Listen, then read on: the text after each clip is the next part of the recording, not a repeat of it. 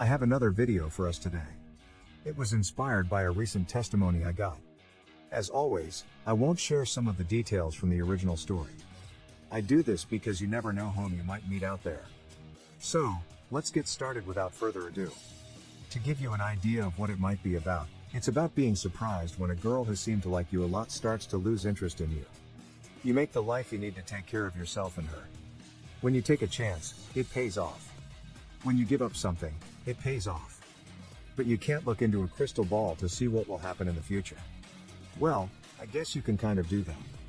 If you want, you can go to YouTube and investigate a bit of a crystal ball. But when it's happening, you don't think it will happen to you. You don't think that what happened to this person will happen to you. Nah, never. I found your channel a few months ago and I've loved it ever since. I've been meaning to send you an email for a while, and I finally got around to it. I'm young and live in the United States. Currently, work as someone who has a good job. What I called the blind side was what I wanted to talk about. I went out with the same girl all through college. When we were in ROTC, we met. I have, in a way, been red pill since high school and have been watching MGTOW and anti-feminist videos for a long time. When this girl joined ROTC, a year after I did, a lot of guys went after her right away, since there aren't many girls in this kind of program. I didn't want anything to do with that, so I didn't go after her. Months went by, and after every other guy she dated turned her down, it was clear that she liked me. She wanted to hang out, so after being careful for a few more months, I decided to date her. College was a great time. We were both studying to become officers. I was getting my degree, and she was getting hers. I never felt like she was holding me back, whether on purpose or not. We enjoyed some of the same things, and when we didn't, we let each other do what we liked. This went on for 4 years. I even took a 3-month internship about 2 hours away one summer, and nothing changed. She went out of her way almost every weekend to come to see me. There were some small problems, but they were usually solved pretty quickly. I figured that no relationship would ever be completely free of problems, so I didn't worry about them too much. I also made sure to talk to every member of her family. Her family is as traditional and stable as it gets. Neither her parents nor her siblings have a lot of problems. Even when she was at training for a month and couldn't be reached, I helped her mother get in touch with her. I went out of my way to find a phone number at the training camp so I could tell her that her father was having risky heart surgery. After taking the red pill and thinking about what I saw and learned, I thought this relationship was pretty safe. When we graduated, we were sent to 2 different bases within an hour of each other, which is unusual for 2 different careers.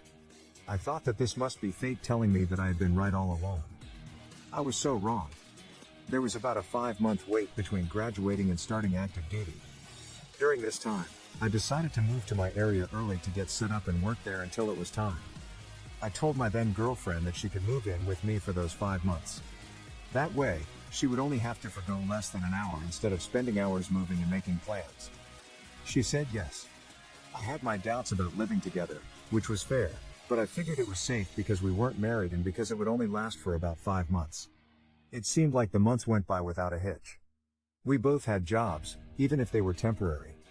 In our free time, we went to the gym together, cooked and cleaned together, and even went rock climbing together. Some of the best times of my life were spent here. She threw a surprise party for me the weekend before we both went into active duty. We all hung out and had fun in an Airbnb with friends from all over the world. When we were getting ready for bed that night, I saw her phone light up while she was taking a bath. It was a guy who was sending some sexual messages around 2 a.m. When I looked to see what was going on, I found that they had been sexting for weeks. I couldn't believe it. At the time, I was smart enough to remember to take screenshots of the whole thing. This would be useful down the road.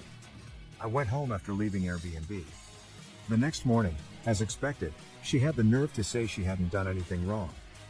But I had screenshots, so it didn't matter what they said. After a long talk, she said she was sorry for what she had done, but she didn't try to make things better. She then said that she had felt that the relationship was getting worse for almost a year, so she ended it. I was hit by all of this like a truck. I didn't expect it. No matter how careful we are, how aware we are, or how many red flags we watch for, there's always a chance of being caught off guard. I love how spiritual and informative your take on MGTOW is, and it helps me a lot in my daily life to listen to what you have to say.